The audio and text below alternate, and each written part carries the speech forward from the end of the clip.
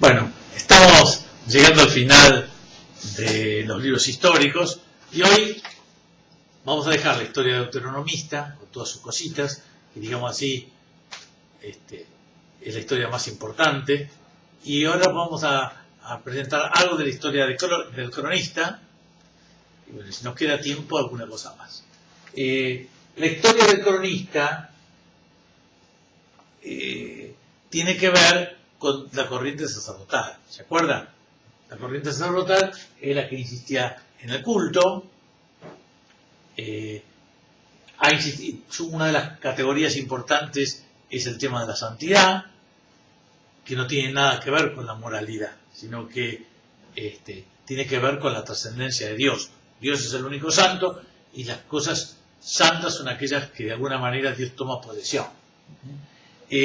También, por varias cosas que se dan, estamos en el siglo VI, siglo V, por varias cosas que se da también, como hay contacto con el mundo babilónico, el mundo persa, el mundo hebreo se va abriendo a la posibilidad de intermediarios. Hay espacio, porque Dios es grande, grande, grande, entre el hombre y Dios hay una gran distancia, y entonces se da la posibilidad de que haya seres intermedios, si quieren llamarlos ángeles, como quieran, potencias, fuerzas, poderes, que van a ir apareciendo en los relatos antiguos, ¿no? También por todo ese tema de la santidad, aquí va a comenzar a insistirse en la comunidad santa de Israel, lo que nosotros conocemos cuando cuando compramos un viaje para ir a Tierra Santa. Estas cosas nacen de aquí. Ya sabíamos que hay dos libros, si ustedes me pudieran contestar tendría que preguntárselo, pero bueno, hay dos libros que son de la corriente sacerdotal en el Pentateuco. Uno es el Levítico, por el mismo nombre, y otro es Números. Acá, en cambio, en el renglón de las historias está Crónicas, un libro muy poco leído, Primera Crónicas y Segunda Crónicas, pero bueno, justamente a eso nos vamos a dedicar en la historia del cronista. Ya que hablamos de intermediarios, también propio de la literatura sacerdotal es todo el tema del ángel de Yahvé, que aparece en el Pentateuco. Bueno, no me meto, pero acordémonos que no es un ángel, sino que es una forma de presentar a Dios de una manera más delicada. Dios, en vez de ir directamente a tomar mate con Abraham, se presenta como ángel de Yahvé. Habla en nombre de Yahvé, etc. Es una forma de presentar a Dios de una manera más velada. Bueno, el libro de Crónicas está muy bien llamado Crónicas, y así se usa ahora en castellano. Los griegos le pusieron el nombre de Paraleipómenos. Para, que en este caso quiere decir sobre, y leipo, que quiere decir lo que se dejó. ¿Recuerdan? O lo que se cayó. Lipotimia. Leipo, lipo. Porque tuvieron los griegos tenían esta idea sencilla de cómo explicar una historia paralela a la historia de Deuteronomista. Y seguramente lo hicieron porque había cosas que no se habían puesto en la historia de Deuteronomista. Es una idea falsa, como nosotros vamos a hablar. La historia de Crónicas es una historia hecha con otro punto de vista. Y muchas cosas se repiten, y bueno, hay diferencia también. Entonces, aquí vamos a iniciar entonces una obra paralela a la historia deuteronomista. Josué, Jueces, 1 y 2 Samuel, 1 y 2 Reyes. A esa historia deuteronomista se escribe esta historia paralela de 1 y 2 Crónicas. Época de esta obra. No sabemos bien. porque no tenemos datos. Pero lo que sabemos seguro es que no puede ser antes del 400. No puede ser antes del 400 porque han leído la historia deuteronomista estos autores. Y por eso la simplifican, la corrigen, etc. Y segundo, no puede ser después del 200 porque no hay ningún vestigio de la rebelión macabea. Del 200 en adelante, cuando se escribe de los griegos, se escribe con bronca, con polémica. Y acá, en cambio, es más liso todo, no hay ningún problema con los griegos, porque todavía no se llegó al enfrentamiento. Bueno, metámonos un poquito en la estructura. Yo voy a borrar un poquito acá. En la estructura del libro. Es un solo libro en 2 volúmenes. Un solo libro en 2 volúmenes. Y la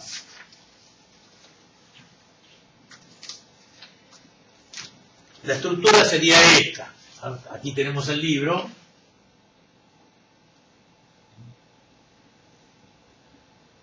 Digamos en 2. Primero Crónicas.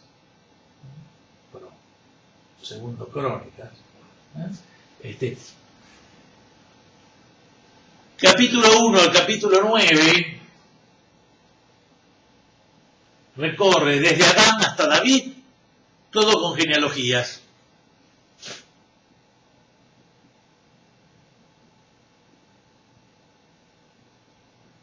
Y ahí se ahorra gran parte, ¿no? Igual ya está la idea, ¿no? Como a él le interesa el centro de todos sus programas va a ser David, trata más, privilegia entre todas las tribus, aunque no era la primera, sino que la cuarta, a la tribu de Judá. Para que tengan una idea, le da más de 100 versículos a Judá, cuando a todas las demás tribus le da a lo máximo 10 versículos. Del capítulo 10 al 29 está centrado en el rey David.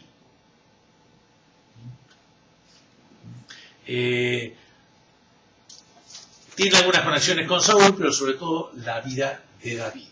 En Segunda Crónicas, del 1 al 9, es fácil porque es parecido, está el reinado de Salomón. Se insiste sobre todo en los contactos, tanto de David como de Salomón, con el templo. Y después, del capítulo 10 al 36, todo el resto de los reyes de Judá. Se interesa por Judá. No menciona casi a Israel, sobre todo porque como este escrito es posterior, ya Israel no existe. Entonces, ¿para qué hacer historia de eso? Bueno, según la opinión de Crónicas. Menciona algún rey de Israel cuando tienen peleas o conflictos con Judá. Así que un poco ese es el contenido de Crónica. Me parece que es interesante compartir algunas diferencias para que ustedes tengan un mejor juicio de este libro. Además, la Biblia nos da esta posibilidad, entre comillas científica, de comparar 2 historias paralelas, y entonces nos ayuda a ver qué es lo que insistió en una y qué insistió en otra, y cómo la forma de hacer historia es bastante distinta a la historia moderna. Entonces, acá ponemos las diferencias.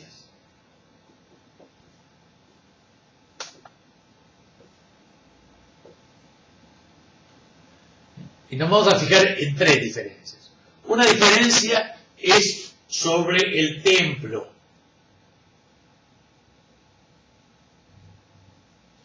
sobre el templo.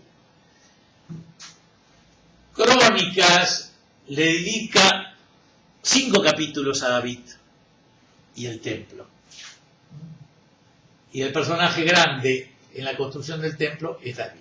Y en cambio, Reyes habla Segundo Reyes habla de Salomón como aquel que hizo el templo y se ocupó de esa realidad. Bueno, uno tendría que preguntarse quién tiene razón. Si la historia deuteronomista y nuestra catequista que decía que Salomón hizo el templo, o Crónicas. No solamente eso, sino que la razón tiene que ver con algún motivo. Entonces, comencemos a resolver este problema. Los historiadores dicen que el que hizo el templo fue Salomón, como la historia deuteronomista. Pero, ¿por qué Crónicas insiste tanto en David? ¿Cuál es el personaje más importante de la historia de Israel? Es David. ¿Qué es lo que más le interesa a Crónicas? El templo. Entonces, de alguna manera se busca el camino para relacionar esos dos polos y hacer fuerte esa relación. 5 capítulos para David y el templo. Otra diferencia. Manasés, que es el hijo de Josías, un rey malo. Tenemos 2 versiones sobre Manasés. Una de la historia deuteronomista, segundo libro de Reyes, capítulo 21, versículo 1 al 18. Vamos a leerlo porque estamos haciendo Biblia, así que no nos va a venir mal leer un poco.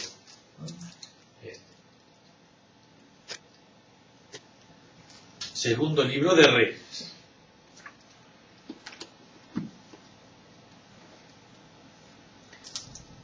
Capítulo 21.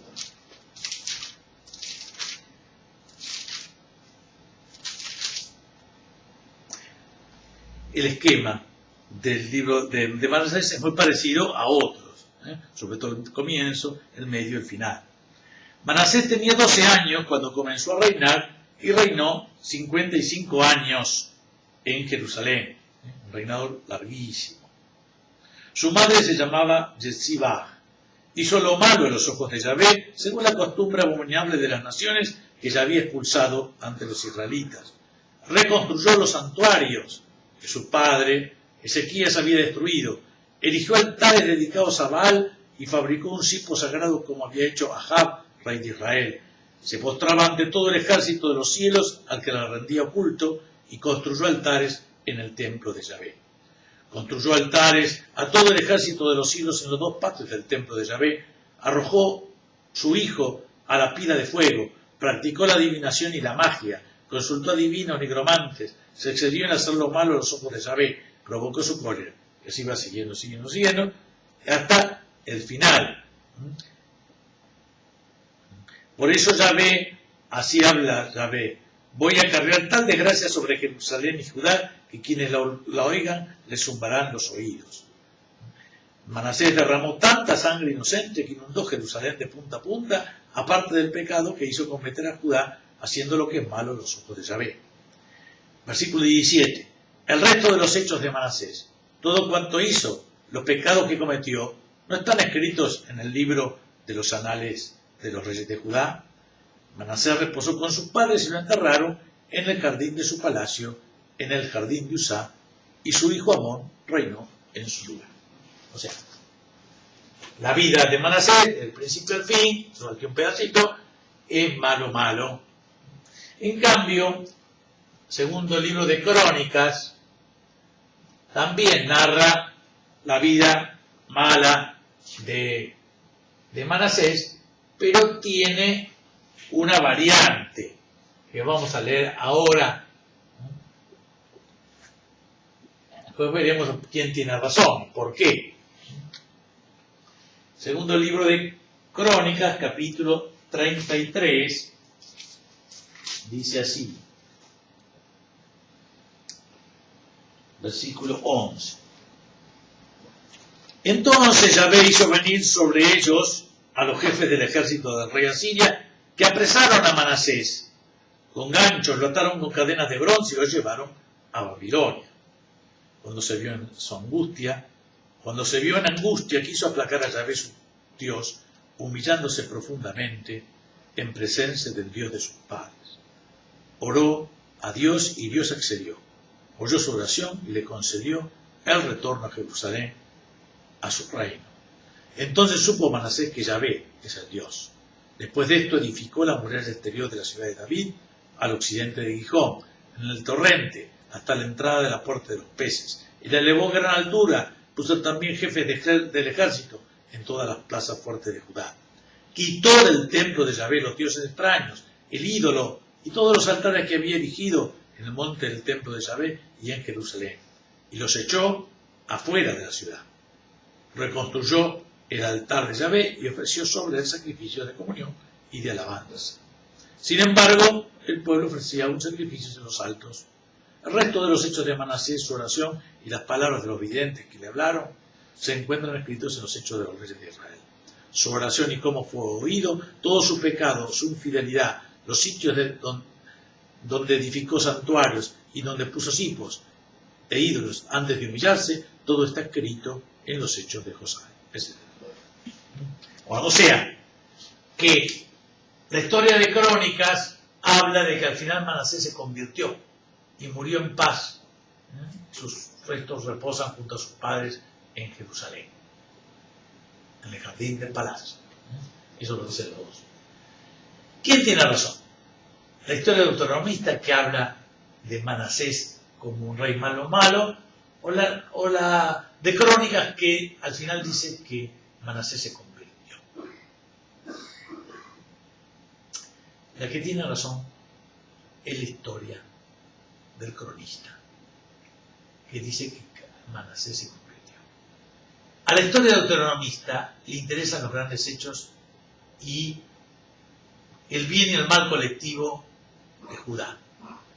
Manasés se convirtió y no sirvió para nada, porque el pueblo siguió adorando, y de hecho después, a los pocos años, va a venir la destrucción de Jerusalén.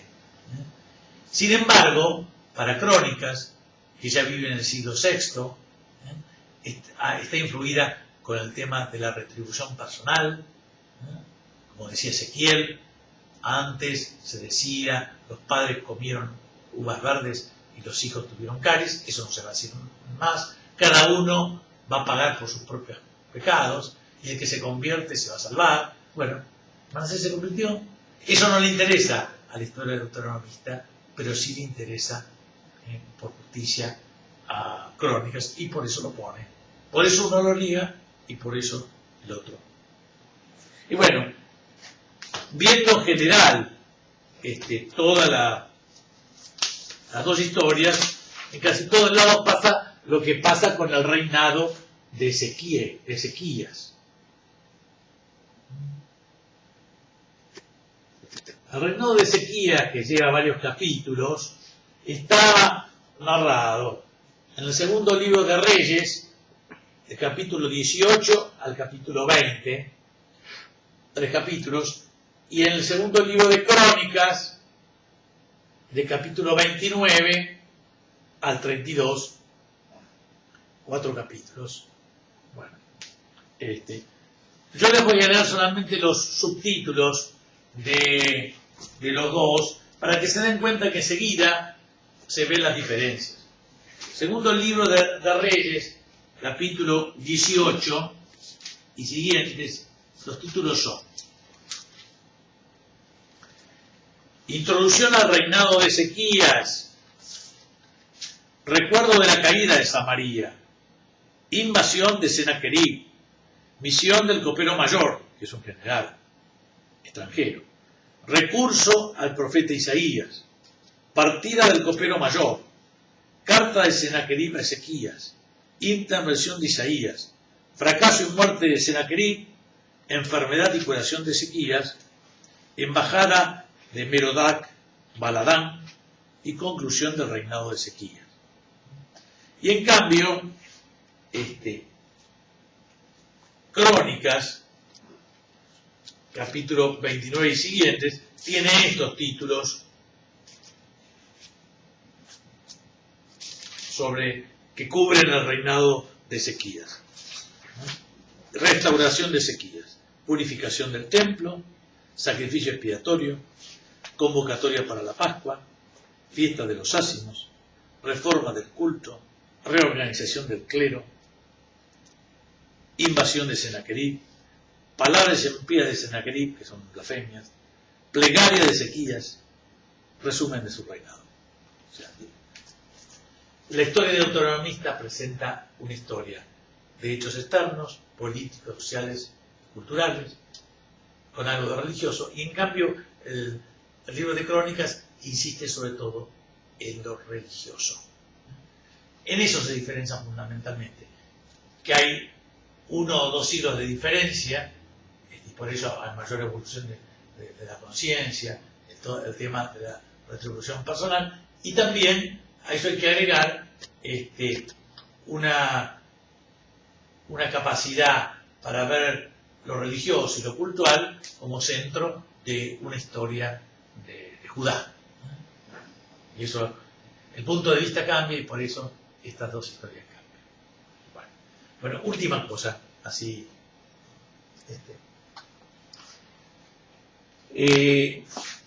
La historia de Crónicas se continúa en 2 grandes personajes.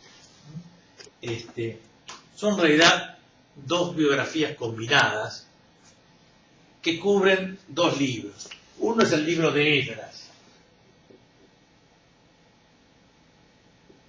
y otro es el libro de Nehemías, pero en realidad hay cosas de Esdras en el libro de Nehemías y hay cosas de Nehemías en el libro de Esdras, pero bueno, por eso algunos lo llaman Esdras 1, Esdras 2. Cubren esta época donde hay que reconstruir. Vuelven los repatriados a Palestina. Vamos a tener que poner alguna cosita más porque si no, no nos vamos a entender. Estamos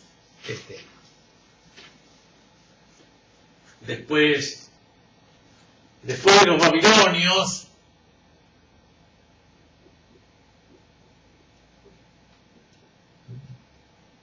los babilonios, van a venir los medos y sobre todo los persas con Ciro.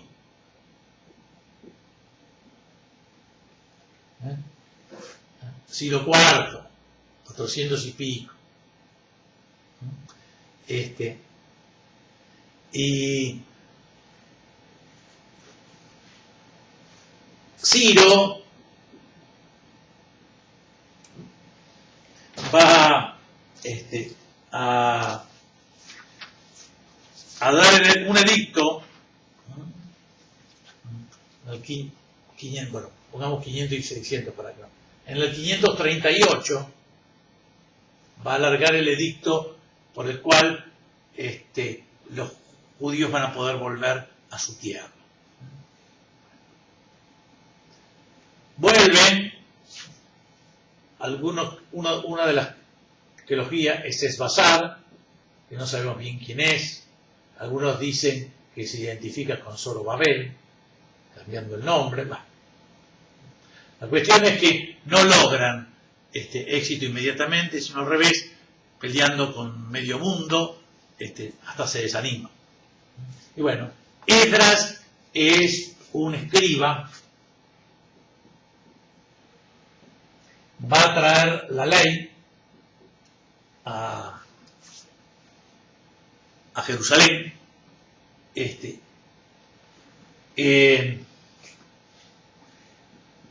En Esdras capítulo 7 se narra el viaje de Esdras a Jerusalén, las ideas que tiene, etc. Es uno de los grandes fundadores del judaísmo. Es escriba y sacerdote. En cambio, otro personaje, Nehemías, es un dirigente político que viene a Jerusalén y que va a reconstruir las murallas. Vamos a leer solamente un pedacito de Nehemías capítulo 2, para que ustedes se hagan idea de la situación que vivieron en esa época, y bueno, el trabajo de estos dos grandes personajes, con los cuales se cierra esta historia de Crónicas, y que son los fundadores del judaísmo. Nehemías capítulo 2. En el mes de Nisán, el año 20 del rey Artajerjes, siendo yo encargado del vino, o sea, copero real, tomé vino y se lo ofrecí al rey en una fiesta. Anteriormente nunca había estado yo triste. Me dijo el rey: ¿por qué ese semblante tan triste? Tú enfermo no estás. ¿Acaso tiene alguna preocupación tu corazón? Yo quedé muy turbado y dije al rey: viva por siempre, rey. ¿Cómo no ha de estar triste mi semblante cuando la ciudad donde están las tumbas de mis padres está en ruinas y sus puertas devoradas por el fuego?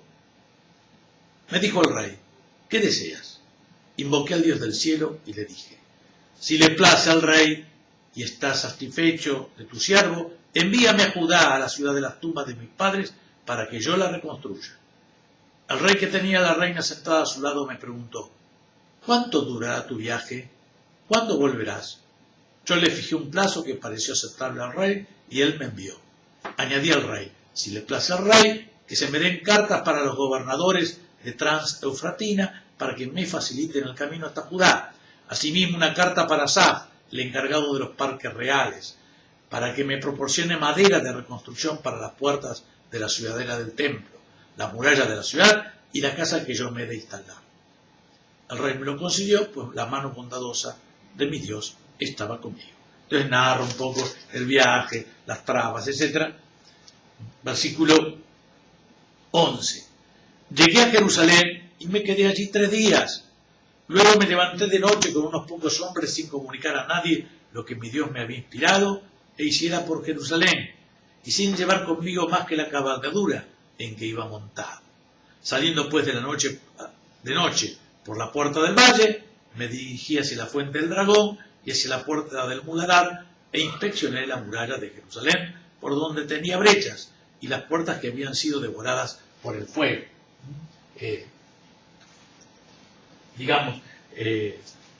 Nehemías recorre la antigua Jerusalén, aquí por ejemplo el templo, el resto del templo, y después lo que era la ciudad de David. Él sale por una de las puertas y va recorriendo todo hasta donde puede.